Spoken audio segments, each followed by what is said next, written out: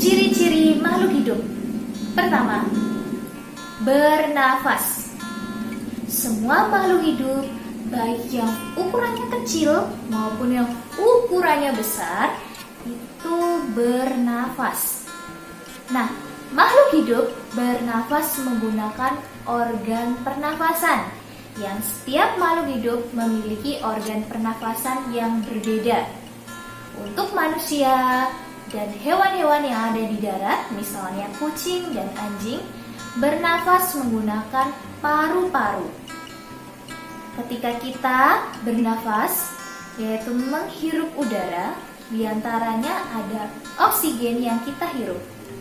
Nanti oksigen di dalam tubuh kita akan berfungsi untuk pembakaran makanan yang kita makan dan diubah menjadi energi, sehingga kita dapat melakukan aktivitas-aktivitas sehari-hari. Misalnya, kita dapat berlari, kita dapat berolahraga, dan sebagainya. Itu karena oksigen mengubah atau membakar makanan yang kita makan menjadi energi. Ciri makhluk hidup yang kedua. Makhluk hidup dapat bergerak. Ciri makhluk hidup ini sangat mudah diamati oleh kita. Makhluk hidup dapat bergerak menggunakan alat gerak. Setiap makhluk hidup memiliki alat gerak yang berbeda-beda. Kita, manusia, dapat bergerak, misalnya berlari, berenang, ngedance, dan lain sebagainya, karena kita memiliki alat gerak berupa tulang, otot, dan sendi. Sedangkan makhluk hidup lain dapat bergerak menggunakan kaki, menggunakan perut, menggunakan sirip, dan lain sebagainya. Nah, apakah hanya hewan dan manusia saja yang dapat bergerak? Jawabannya tidak. Semua makhluk hidup dapat bergerak, termasuk tumbuhan. Kalian pernah melihat tumbuhan putri malu? Nah, tumbuhan putri malu ketika kalian sentuh daunnya, maka daunnya akan menutup. Nah, itu menandakan bahwa tumbuhan juga bergerak. Yang ketiga, makan. Mengapa makhluk hidup harus makan? Ya, makanan memiliki banyak fungsi, terutama sebagai sumber energi. Manusia dan makhluk hidup lainnya dapat melakukan berbagai macam aktivitas karena memiliki energi yang cukup. Energi diperoleh dari makanan. Makanan juga diperlukan oleh manusia dan makhluk hidup lainnya untuk pertumbuhan dan berfungsi juga untuk mengganti sel tubuh yang sudah rusak. Nah, apakah hanya manusia dan hewan saja yang memerlukan makan? Tumbuhan juga memerlukan makanan atau nutrisi.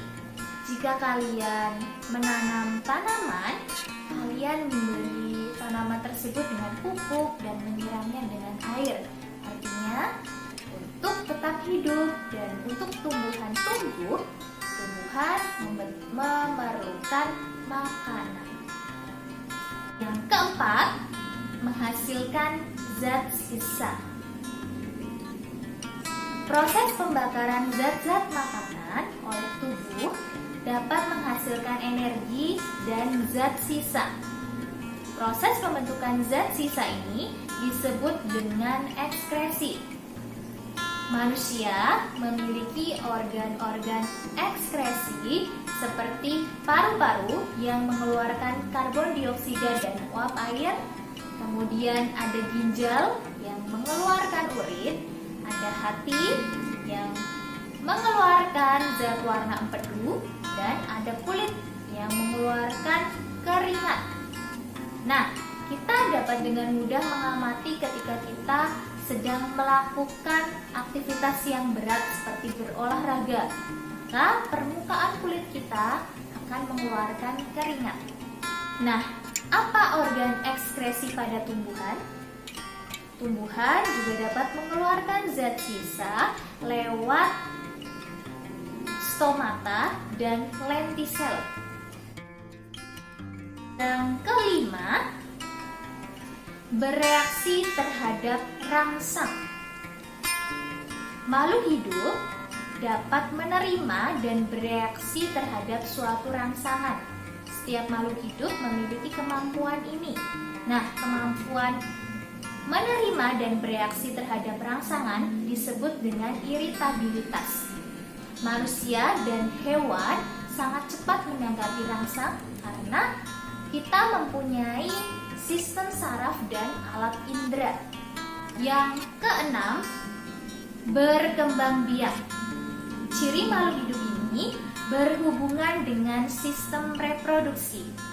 Makhluk hidup akan terus berkembang biak atau bereproduksi untuk memperoleh keturunan.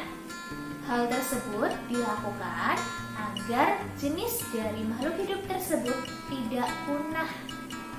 Ketujuh, tumbuh dan berkembang. Pertumbuhan merupakan salah satu ciri dari makhluk hidup. Pertumbuhan, baik itu hewan maupun tumbuhan, ditandai dengan adanya pertambahan berat, ukuran, dan volume. Pertambahan ukuran, berat, dan volume tubuh ini diakibatkan karena pertambahan jumlah sel dan ukuran jumlah sel yang terjadi karena adanya pembelahan sel. Selain mengalami pertumbuhan, makhluk hidup juga mengalami perkembangan.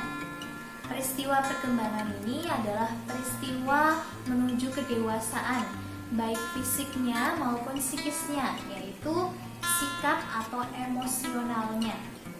Antara pertumbuhan dengan perkembangan ini sulit dipisahkan karena dalam kehidupan antara pertumbuhan dan perkembangan itu saling beriringan.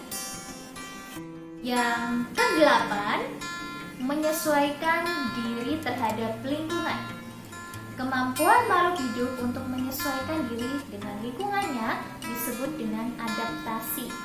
Contohnya, tumbuhan yang hidup di tempat yang kering atau sedikit air akan memiliki daun yang ukurannya sempit atau kecil dan tebal.